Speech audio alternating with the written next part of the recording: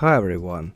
Today I want to start adding more customized profit and loss statement to our Power BI dashboard. If we look at our current income statement, we will see that the methodology we are using while building it doesn't give us an opportunity to compare budgets with actuals, or compare current month with previous selected month, or add a variance analysis in dollars and in percentages. To add these features, we will have to change our approach, and today we will start building a new income statement that will satisfy all these requirements. Here, we're building a customized profit and loss statement, where we're able to slice the data by country/profit center, product. We can also switch on and off different types of costs from the income statement and see how business performs with or without this or that type of costs. We will also be able to see the income statement by segment.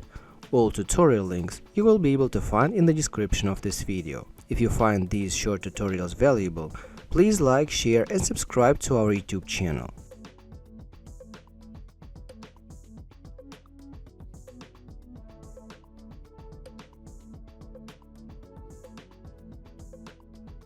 So as usually, we're starting with the Excel file. That's the profit and loss statement structure. Here we have two columns. First column is the order of the income statement articles that we would like to stick to. We will be using this column later for sorting the income statement articles while we will be working in Power BI. Also, these column numbers will be later used as conditional formatting criteria. And also, these numbers will be used while we will be doing measure assignment. This column is simply the income statement articles list that we want to see in our report view. The only thing that we need to add is spaces for subcategories. Otherwise, all spaces will disappear when we will be importing this table inside Power BI. To do that, I will do Insert, Symbol. Character code will be 00A0. This is a space. As an example, we can add 5 spaces to the revenues.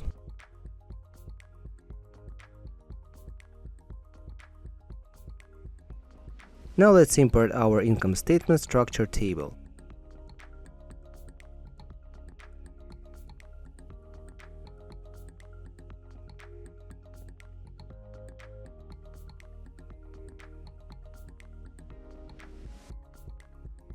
Let's rename this table to income statement structure.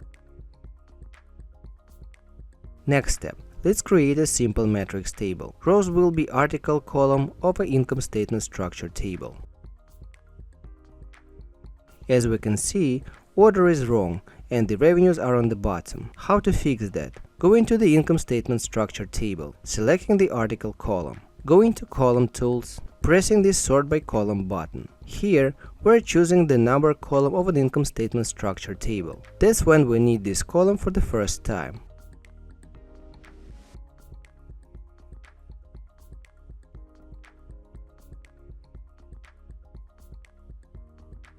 Now we need to put something inside the values area. For that, we will create a new measure. The name for this measure will be Switch Measures.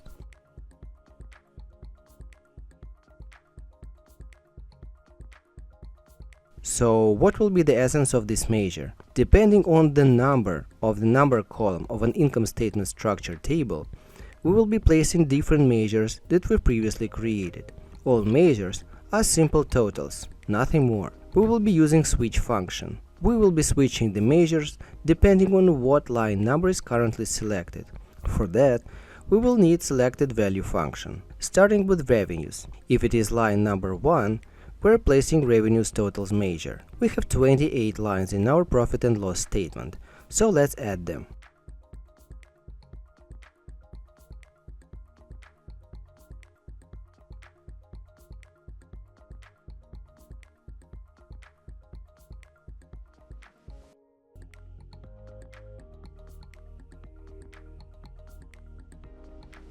Measure is not ready yet, but I want to add it inside the value area to show you how everything works using very simple and small steps. Now we can see the revenues totals values in front of revenues totals line of an income statement. This revenues totals number matches with our previous income statement table, revenues totals. Now we're going back to the measure that we've just created, numerating the income statement lines from 1 to 28. the same amount as we have in our income statement structure table.